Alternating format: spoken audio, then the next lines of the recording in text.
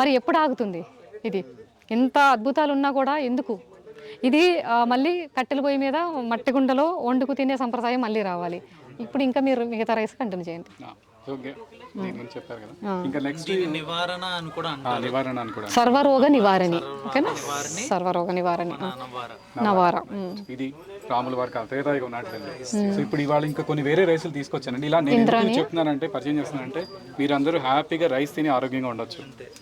White rice తినద్దు అని చెప్తున్నారు. వాళ్ళది అది వద్దు. వైట్ రైస్ అంటే సోనా మసూరి రైస్ లేకపోతే ఇంకే రైస్.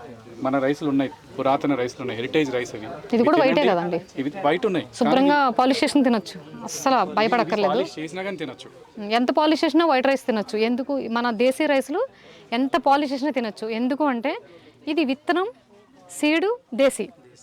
ఇంకా మనం గో ఆధారితంలో పండిస్తాం, అంటే కెమికల్ లేకుండా ఆవు మూత్రం పేడ కషాయాలతో పండిస్తాము. ఆ తర్వాత